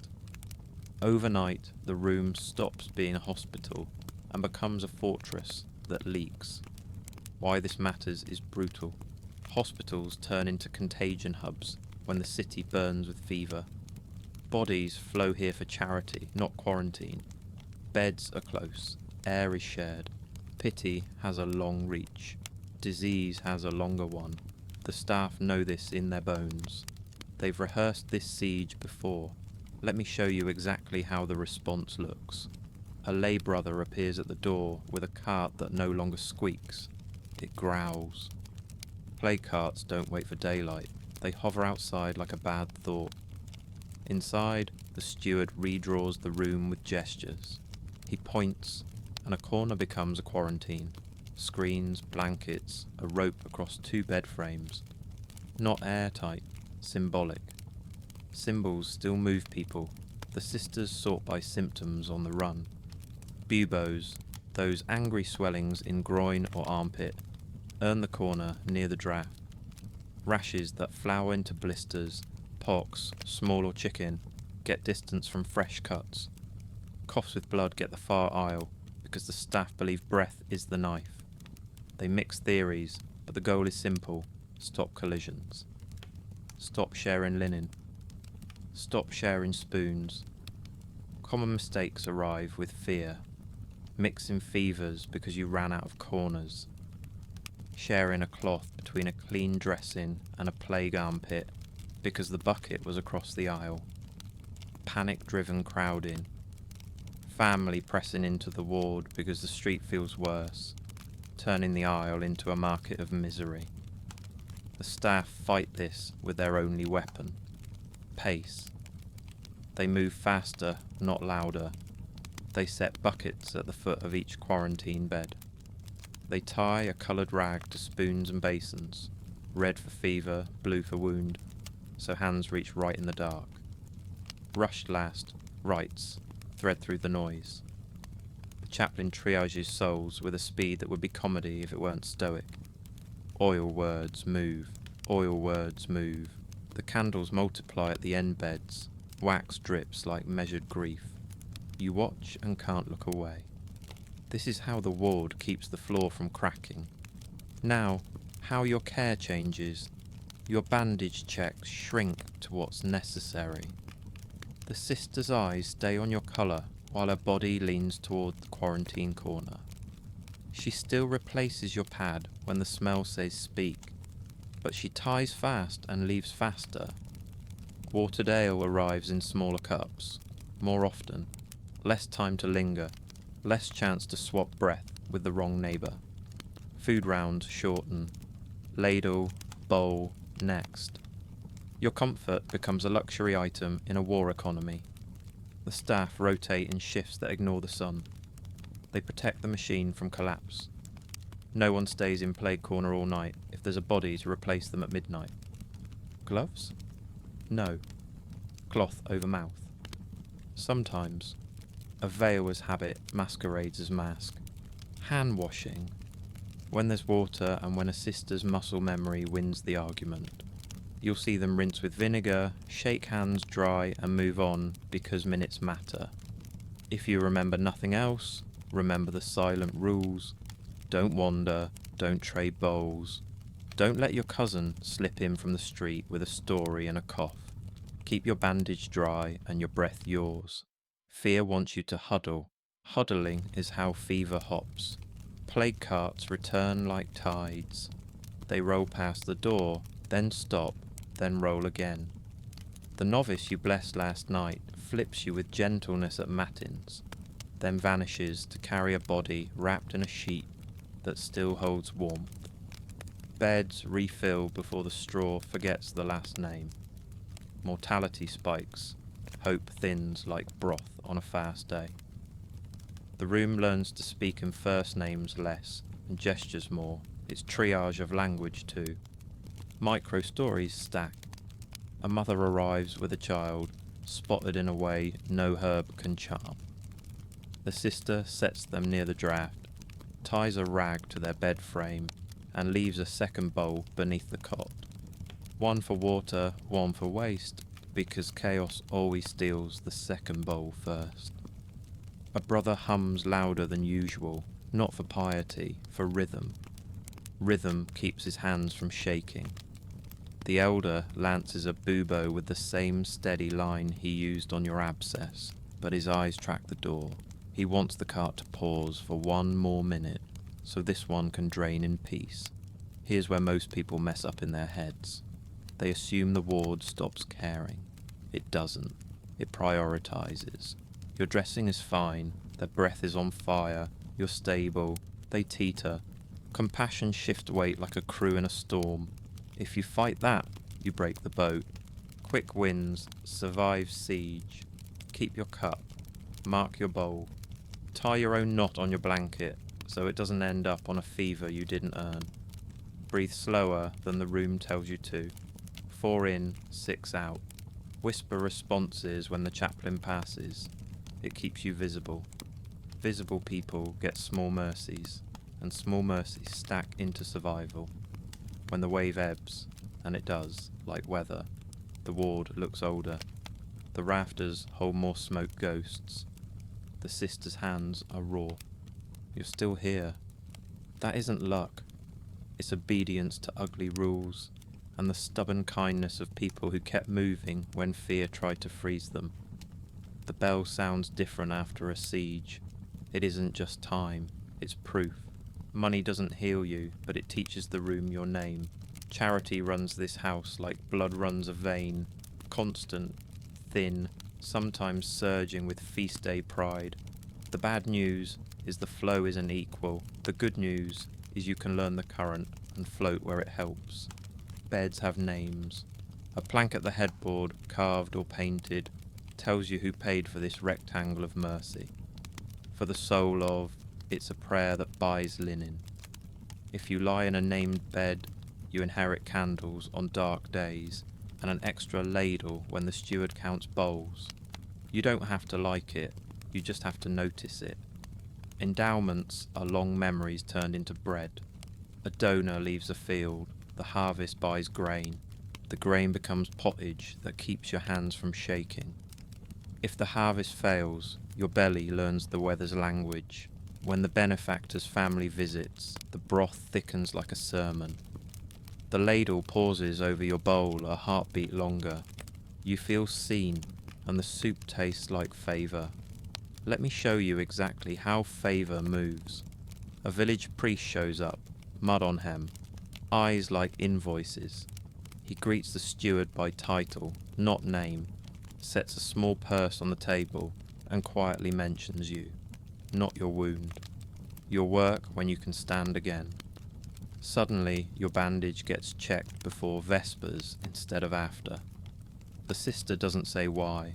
She just appears on time, every time, for a week. Favour doesn't always look like coin. It looks like blankets in winter and thinner ale in summer. It looks like a named loaf on a holy day. Slightly larger, slightly fresher, tucked under your elbow with a wink. It's a second pillow for the man whose brother repaired the roof last year. It's a candle left at your feet because your neighbour's niece tends the herb garden. Here's where most people mess up. They think favour is bought only with noise. Loud thanks, loud prayers, loud stories about who they know. Noise wastes oxygen. The staff respect quiet cooperation more than volume. If you remember nothing else, remember this. Consent makes their day shorter. Shorter days create room for kindness. The steward manages the arithmetic of mercy.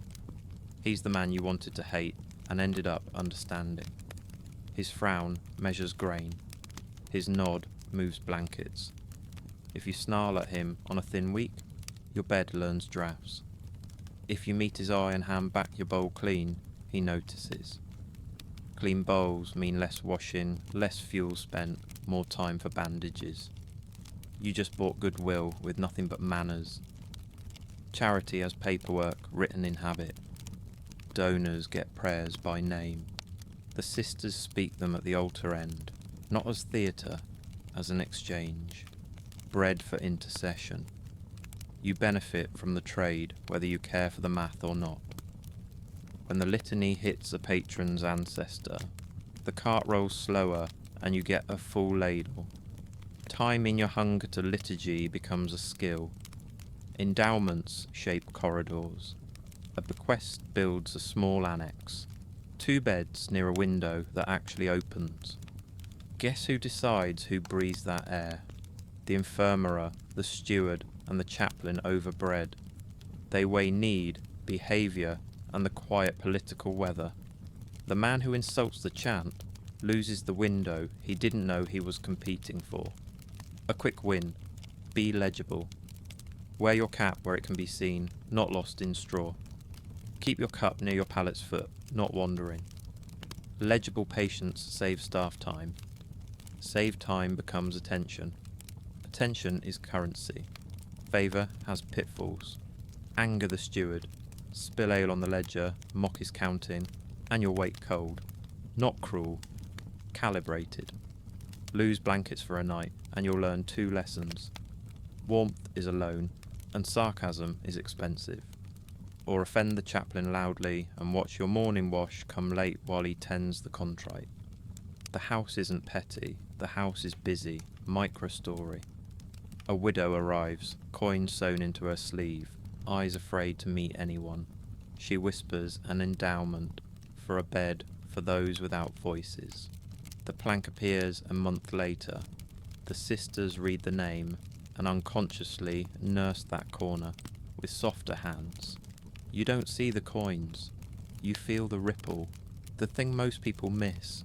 Salvation economics shapes your treatment without announcing itself. Prayers buy bread.